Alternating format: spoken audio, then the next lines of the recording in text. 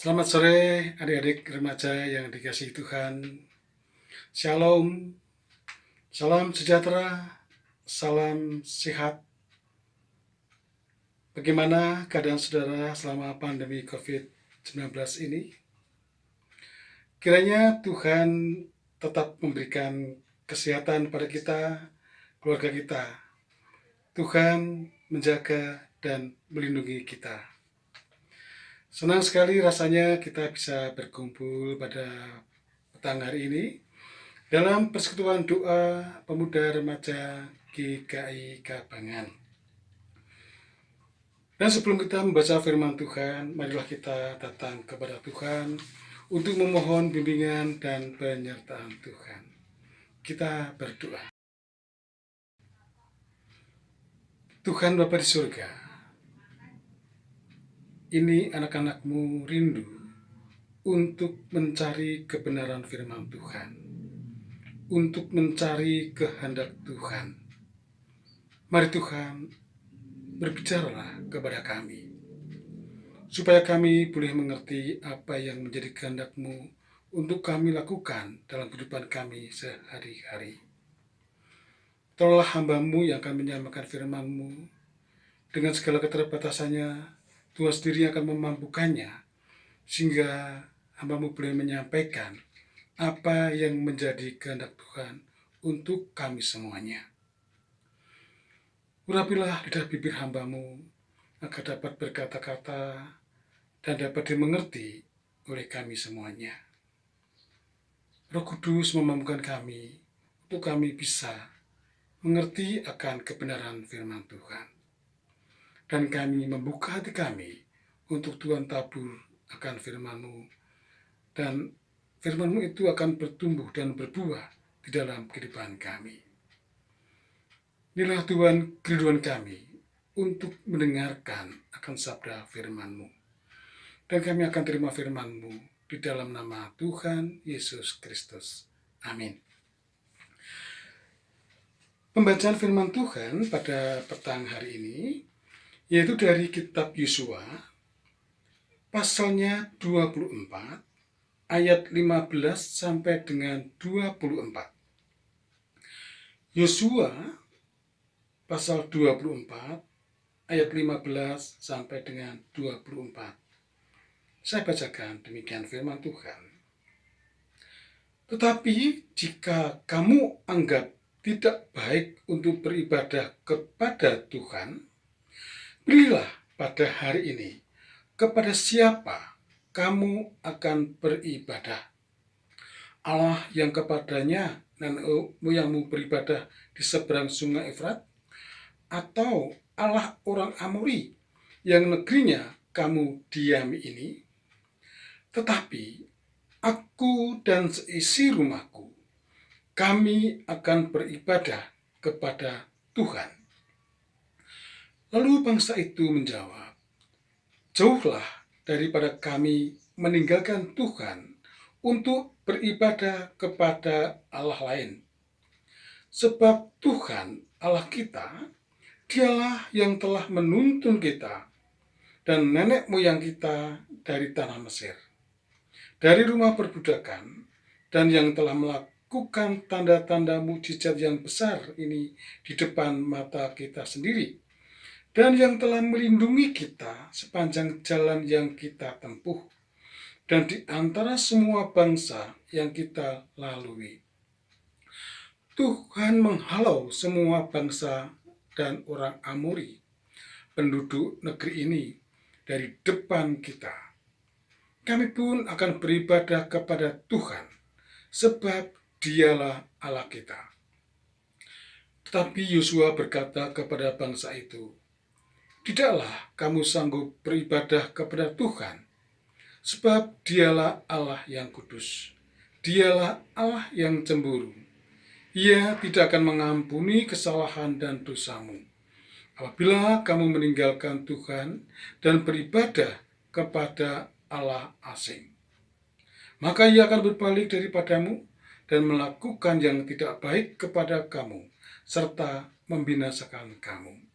Setelah ia melakukan yang baik kepada kamu dan hulu. Tetapi bangsa itu berkata kepada Yosua, "Tidak, hanya kepada Tuhan saja kami akan beribadah." Kemudian berkatalah Yosua kepada bangsa itu, "Kamulah saksi terhadap kamu sendiri, bahwa kamu telah memilih Tuhan untuk beribadah kepadanya." Jawab mereka, "Kamilah saksi." Ia berkata, "Maka sekarang jauhkanlah Allah asing yang ada di tengah-tengah kamu, dan condongkanlah hatimu kepada Tuhan Allah Israel."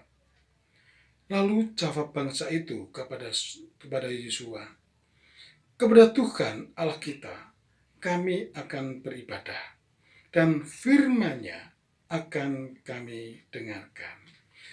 Sampai di sini pembacaan firman Tuhan, dan berbahagialah kita kalau kita boleh mendengarkannya.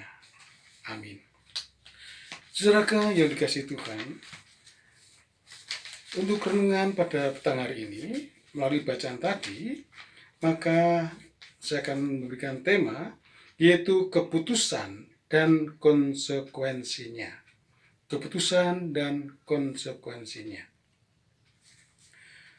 Saudaraku yang dikasihi Tuhan, mungkin kita pernah mendengar atau mungkin juga pernah mengalami sendiri.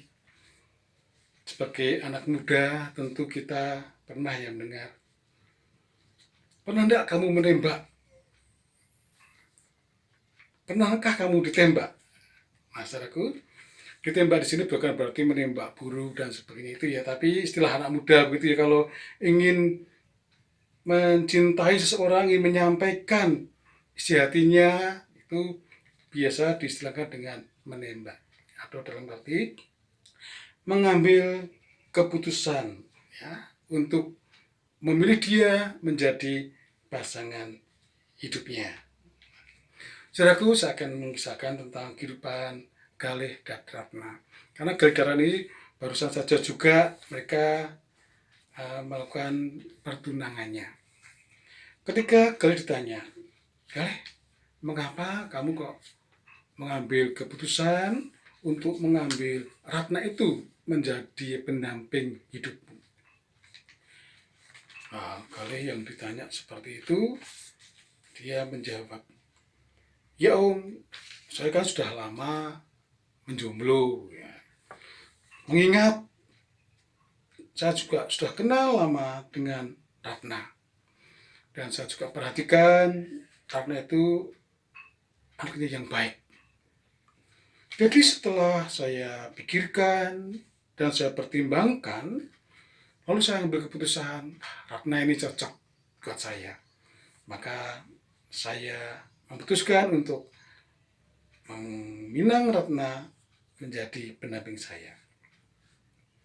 Ketika Ratna juga ditanya, "Loh Ratna, kamu kok mau menerima pinangan dari Galih? Kenapa?" "Ya Om, mengingat teman-teman saya kan semua sudah punya pasangannya sendiri, bahkan saya juga belum. Dan saya juga memperhatikan Galih itu orangnya baik, dia tanggung jawab. Maka setelah saya pikir dan saya pertimbangkan, maka saya menerimanya." Jadi sudah dipikirkan dan dipertimbangkan, lalu diambil keputusan.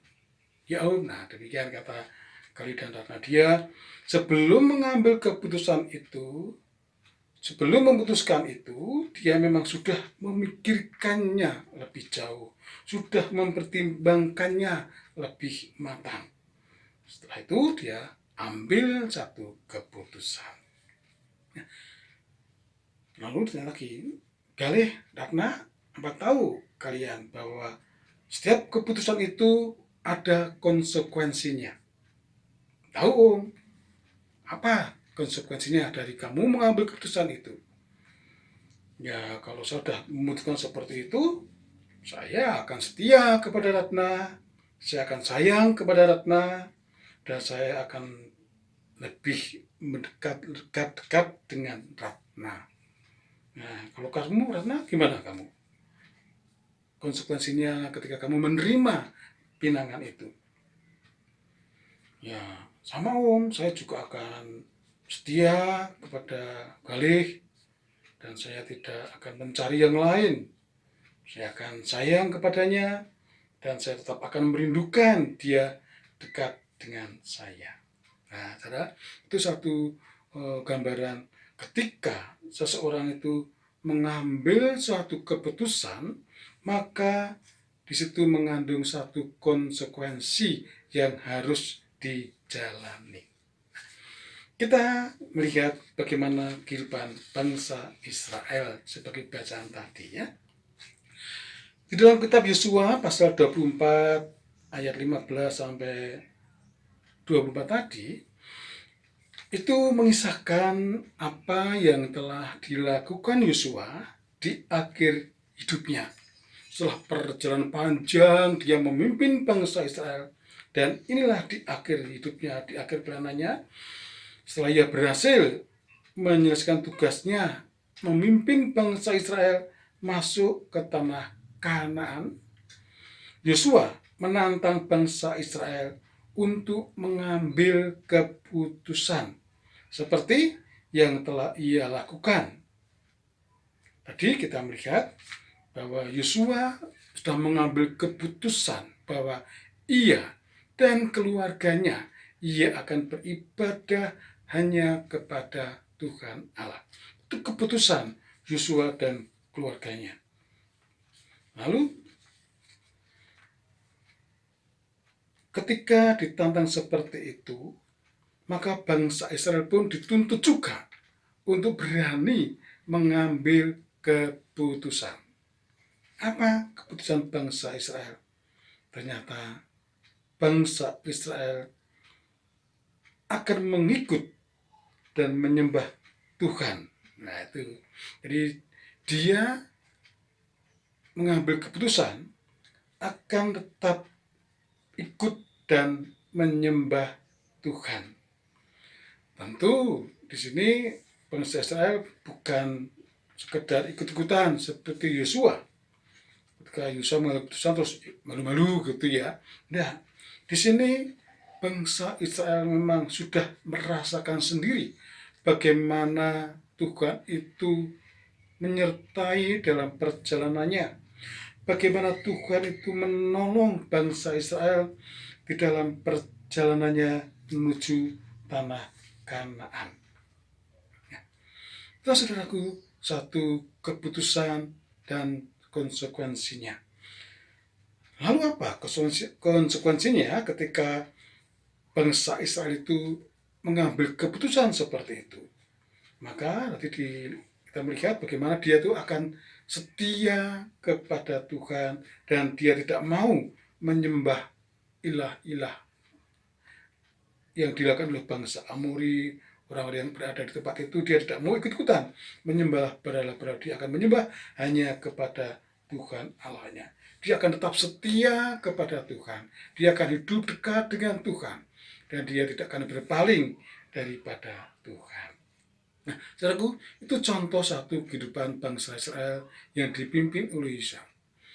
Yosua telah memberikan keputusannya untuk mengikut Tuhan.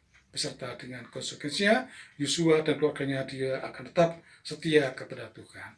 Demikian juga bangsa Israel pun sudah mengambil keputusan, dia akan mengikut menyembah hanya kepada Tuhan Allah, beribadah hanya kepada Tuhan.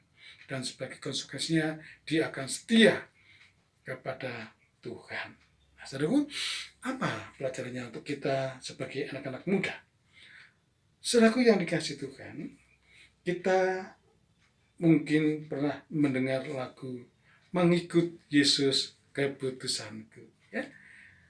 Mungkin sudah kenal semua ya. Mengikut Yesus keputusanku, mengikut Yesus keputusanku. Nah, dan seterusnya.